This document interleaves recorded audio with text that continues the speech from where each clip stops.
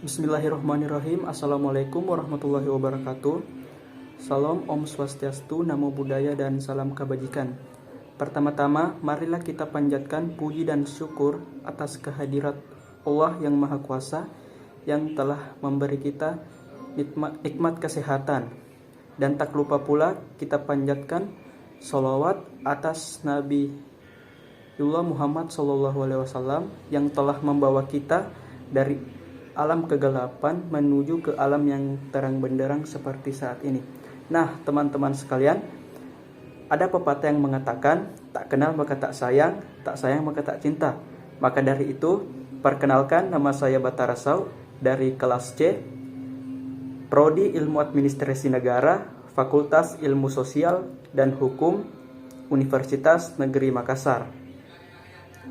Nah, kali ini saya akan menyampaikan sebuah materi, dua materi, yaitu perilaku kolektif dan hubungan antar kelompok. Nah, kita mulai dari yang pertama, perilaku kolektif. Nah, ahli sosiologi menggunakan istilah perilaku kolektif mengacu pada perilaku sekelompok orang yang muncul secara spontan, tidak terstruktur sebagai respon terhadap kejadian tertentu. Perilaku kolektif adalah suatu perilaku yang tidak bisa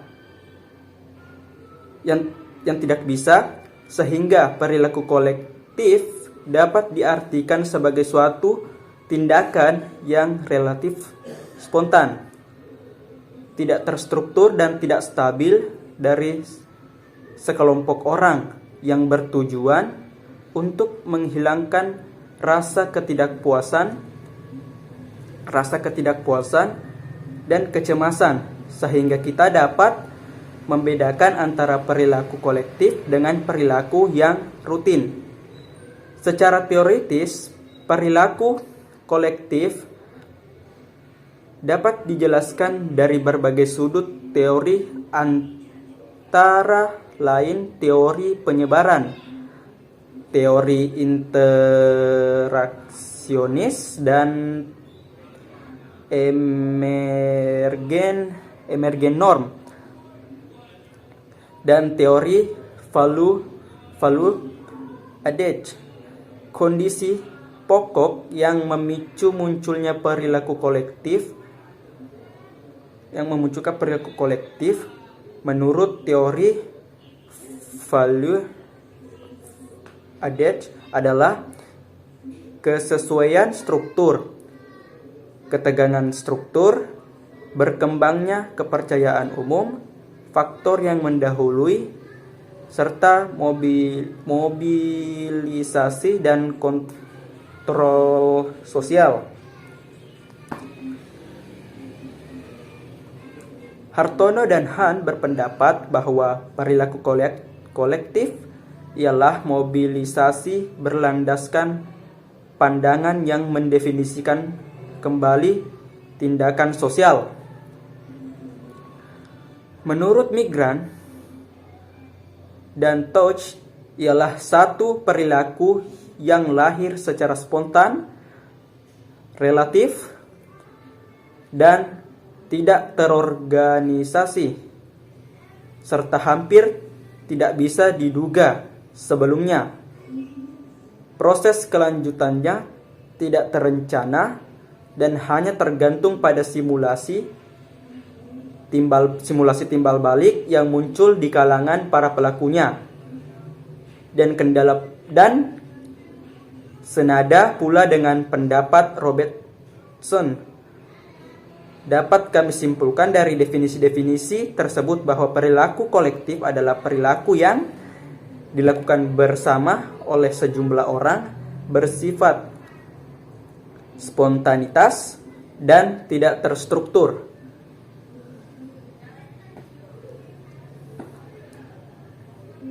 Perilaku kolektif merupakan perilaku menyimpang namun berbeda dengan perilaku menyimpang, karena perilaku kolektif merupakan tindakan bersama oleh sejumlah besar orang, bukan tindakan individu semata-mata. Bila seseorang melakukan pencurian di suatu toko, maka hal ini termasuk suatu perilaku menyimpang. Namun, bila sejumlah besar orang secara bersama-sama menyerbu toko-toko atau pusat-pusat perdagangan untuk melakukan pencurian atau penjarahan, sebagaimana di sejumlah kota di Pulau Jawa pada tahun 1998 ya, dan tahun 1999, maka hal ini termasuk suatu perilaku kolektif. Perilaku kolektif meliputi perilaku kerumunan, crowd, dan gerakan sosial, civil society. Rangsangan yang memicu terjadinya perilaku kolektif bisa bersifat benda, peristiwa, maupun ide. Adapun ciri-ciri dari perilaku kolektif yaitu dilakukan bersama oleh sejumlah orang. Yang pertama itu.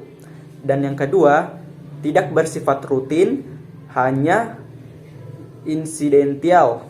Dan yang ketiga, dipacu oleh beberapa rangsangan masalah. Adapun faktor penentu perilaku kolektif tersebut. Yang pertama, situasi sosial. Situasi yang menyangkut ada tidaknya pengaturan dalam instansi tertentu. Yang kedua, ketegangan struktural. Adanya perbedaan atau kesenjangan di suatu wilayah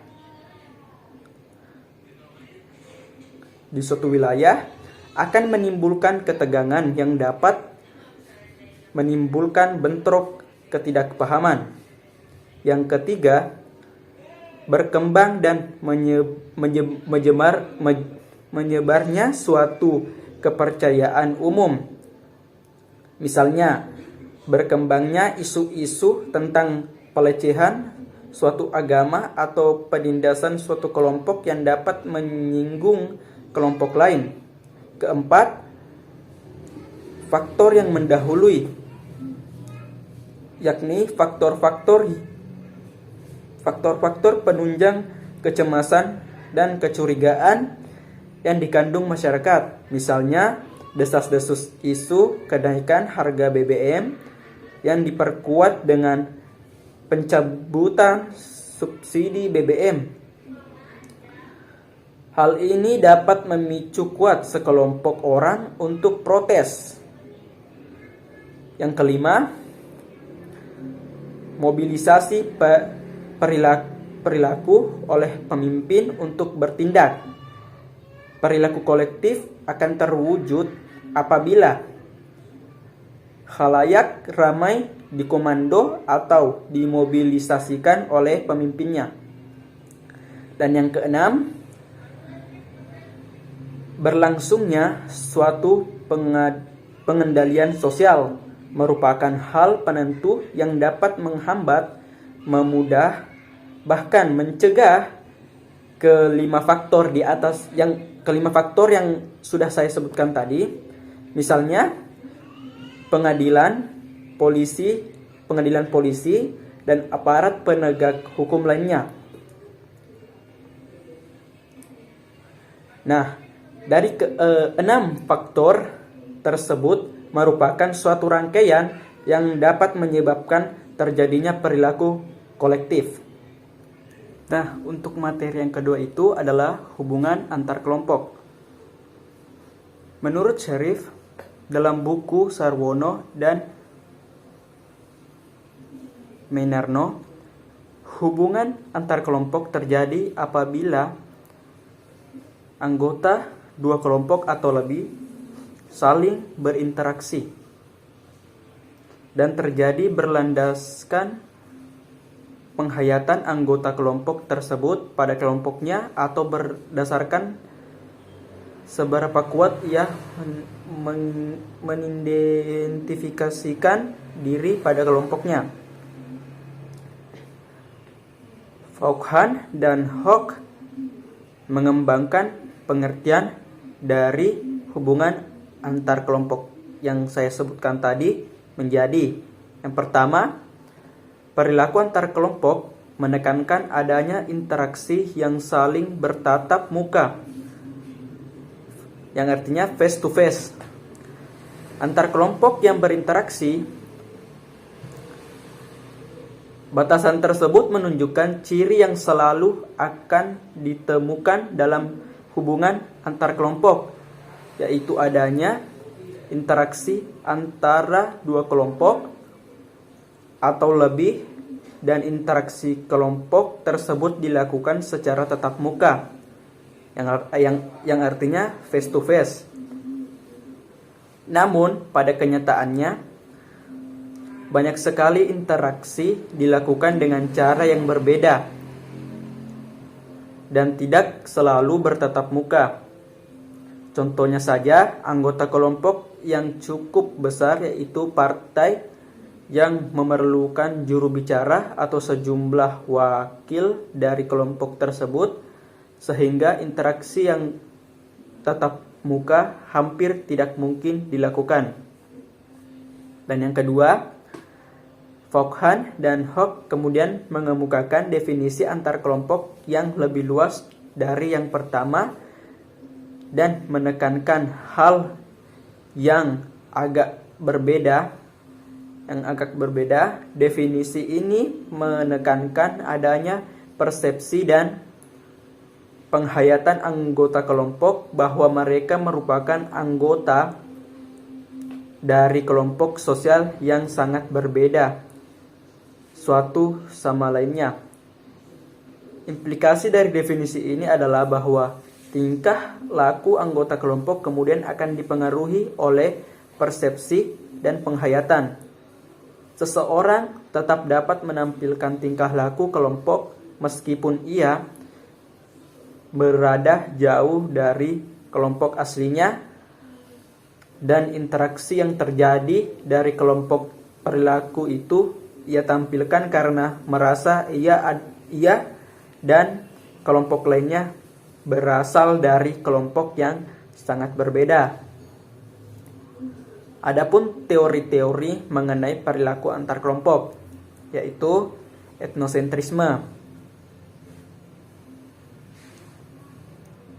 Etnosentrisme adalah cara seseorang memandang lingkungan sekitarnya, di mana ia menjadikan kelompoknya sebagai pusat dari segala hal, sehingga berbagai hal ini diukur dengan mengacu pada kelompoknya sendiri.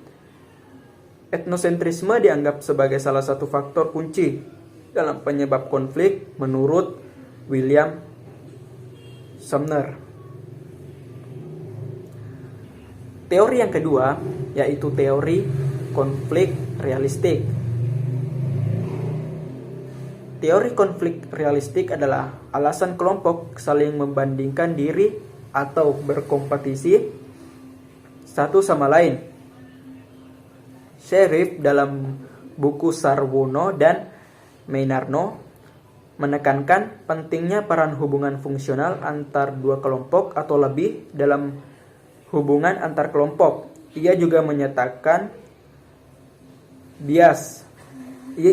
menyatakan bias prasangka ataupun konflik antar kelompok terjadi karena adanya kompetisi untuk memperebutkan sumber daya yang terbatas berupa benda, peluang, wilayah orang,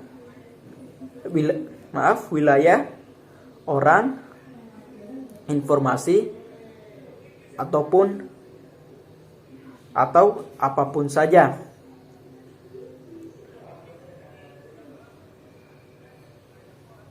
Nah, Yang ketiga, konflik antar kelompok dirancang untuk melihat apa yang akan terjadi apabila kedua kelompok terlibat dalam kompetisi yang memberikan hadiah. Proses kompetisi ini kemudian menjadi saling mengejek, meledek, bahkan diakhiri kompetisi mereka menjadi sangat bermusuhan, tidak saling bicara. Nah, mungkin itu saja pembahasan materi yang bisa saya sampaikan. Kurang lebihnya mohon dimaafkan. Assalamualaikum warahmatullahi wabarakatuh.